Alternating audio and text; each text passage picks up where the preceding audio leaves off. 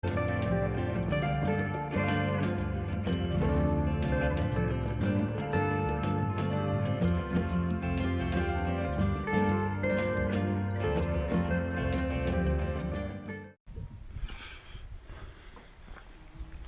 at the first pub.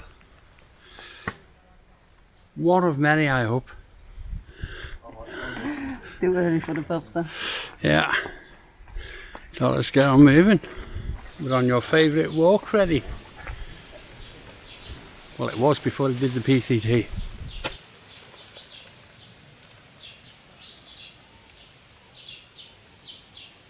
Good morning.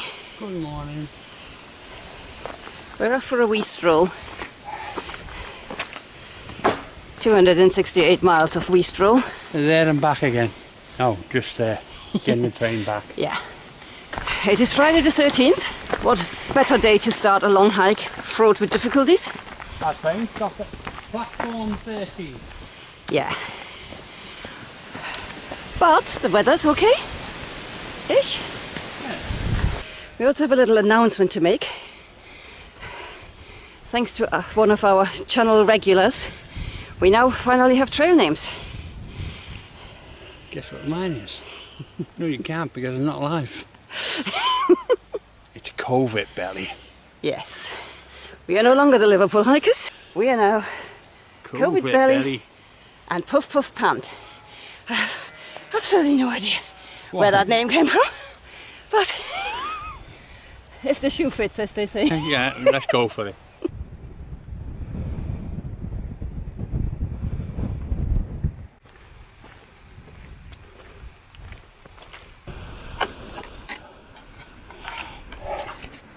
It's the start of the climb, not crime. Beautiful stream. Beautiful Heidi. Pant, Pumph, or whatever she's called now.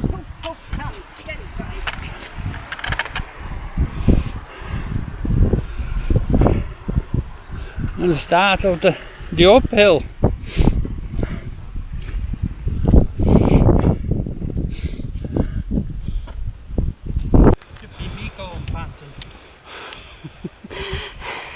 I'm just taking a moment to practice my trail name.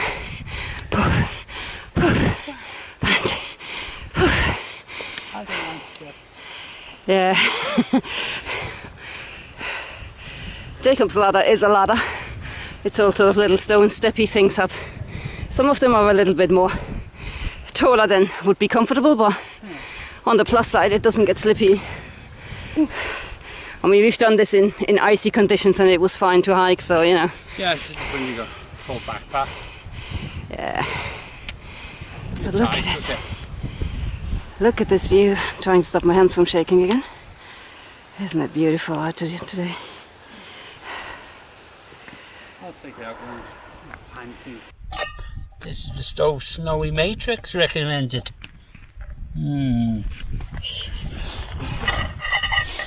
Heidi's impressed. Well, we decided to upgrade the stoves because of the wind issue, and several people have said that this stove is very good with the wind. And despite all our, you know, making little windshields and whatnot, on this trail we thought we're not chancing it because it's windy everywhere on the Pennine Way. So let's see whether this is any better. Woo. Yeah, it's quite windy up here. Doesn't look it, but the grass is blowing in the wind.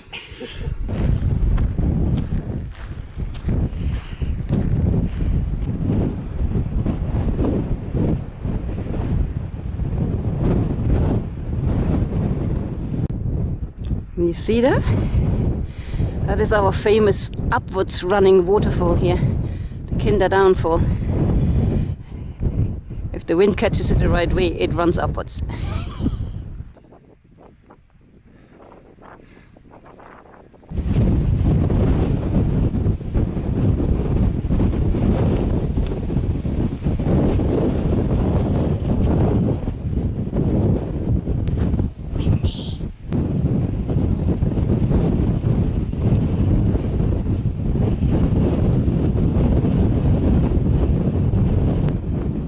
Looking back at the Kinder Plateau,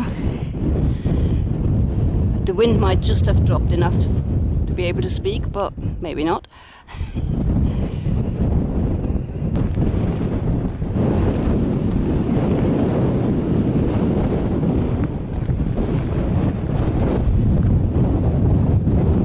Even better, they've waymarked it now.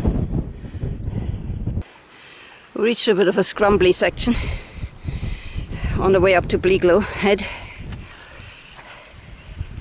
It's not the easiest path, but at least it's dry and the stream's... Not sure what Brian just waved at. What? You can go up that way. Ah, apparently you can go up that way and avoid this bit. There you go.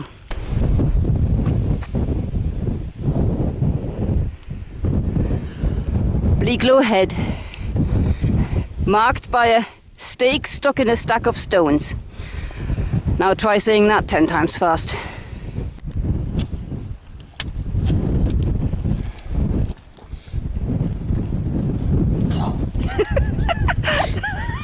That's what happens when you play silly games. Just look at how pretty all this heather is. Dropped a bit as well. Ah, maybe only for a second.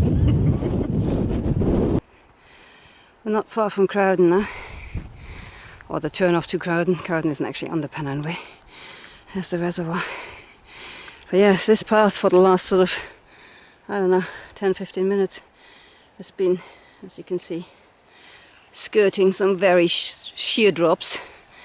It's not a good way to go when you're tired, because it's like, you know, it's got roots and rocks and whatnot on it. And our feet are tired and we are tired.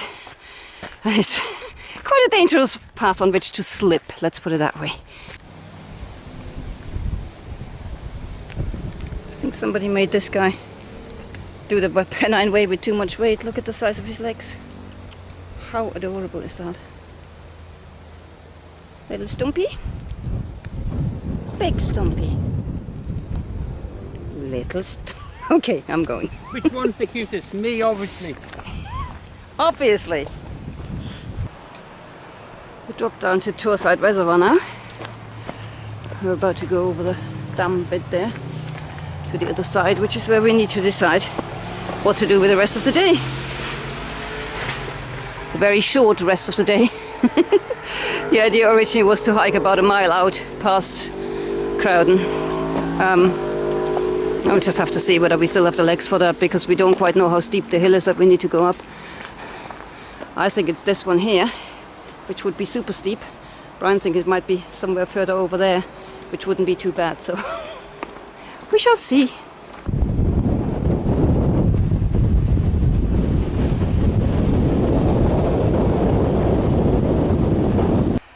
We made it to the turn off to Crowden. Crowden's down there somewhere, I think in that dip. And we're shooting up into the hills. And with shooting I mean we're crawling up into the hills, because there's still enough daylight. And we had a little sit down at the end of the reservoir. There's a kind bench on the other side that we partook of. Had a coffee and now we feel reasonably revitalized. So we'll just go up the valley and see where, where that gets us. Yeah, it's quite a climb out. It's 8:30. We've got another hour maximum of light. We like to pitch the tent when we see what we're doing. It's very, very lush vegetation around here, so it's hard to spot any kind of flat spots. But you know, we'll just keep going until we find something halfway suitable and stop. Brian managed to pick up some water before, just hanging off his pack there. So we're not needing to be near a stream. We can just stop anywhere that's flat-ish. Well, that was a bit silly. I think that's the best place. Yeah. It's 9 p.m. and we are, you can't really see, but we're in the middle of a heather field. It's the first dry spot we found that looks randomly flattish. The trail is just down there. We just looked at the maps and it said going forward that there would be a path precariously contouring the ridges. I mean, you can see the daylight at the moment. That's not something you want to do when you don't know the area in the dark. So we are going to stay on a bed of heather tonight. And I apologize to her in the morning. Yeah, pro tip, don't overcommit yourself if you're not clear of the terrain. We were aiming for a spot that we thought we'd spotted on other people's videos. And it turned out not to be the spot that we spotted in other people's videos. And by the time we realized that, it was like 8:30 and a bit too late to do anything about it. So, yeah. Do as we say and not as we do. Do not overcommit when you don't know the terrain. Starting at the Knag's Head in Edale, the beginning of the Pennine Way is actually a really pretty, gentle amble through sheep pastures for about 2 miles until you hit Jacob's Ladder, and it sort of hits you back. It's not a bad climb, but you know, it is a climb up to Kinder Plateau. And once you're up there, you just follow the ridge, and then it becomes easy again unless the wind tries to throw you off, just as it did with us. There's Kinder Downfall, which supposedly runs downwards. I have yet to see evidence of that. And you take a sharp left at Kinder Downfall and follow that ridge, and the wind got really, really nasty here. It nearly took us off. You just follow the ridge until this beautiful little spot that nobody warns you about. Everybody goes on about Jacob's Ladder being a bit steep. This downhill here to the junction was even worse. That's a real knee breaker. But then once you're down off the plateau, you begin a long, very long, but very gentle hike through the moorlands until you reach Snake Pass Road and get over it. And round here by Alport Low, this is where those turnoffs are for the crash site, which is well worth a visit if you've never been there before. The section leading up to Bleaklow Head, that was the one bit where the path got a bit, indistinct, let's put it that way, in the moors, because you kind of you dip down into these turf banks and dip back out again. And I mean, we had beautiful weather, so it was no problem finding the path because there's signposts everywhere. But I can imagine that being quite difficult to follow in fog. And then once you pass Bleaklow Head, it becomes a nice gentle downhill, really, all the way down to Torside Reservoir. This is these rather steep drop-offs that I was talking about. And you drop down to Torside Reservoir and go across, and that's where there's a lovely bench over there to sit down and gather your thoughts. And then the Pennine Way sort of follows the shoreline, crosses the road, and gets to within a stone's throw of Crowden. Now this is where the official stage sort of ends, because obviously there's a campsite and B&Bs and stuff.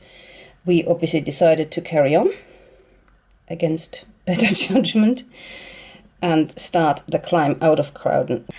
And we kind of overcommitted ourselves a bit because all of this is boggy to either side. The trail itself is fine, but to either side of the trail it gets extremely boggy. And I had thought I'd identified a bridge where I'd seen people camp before. And I thought it was sort of this bridge here. But it turned out the bridge that I had been looking at was way, way, way ahead, somewhere there.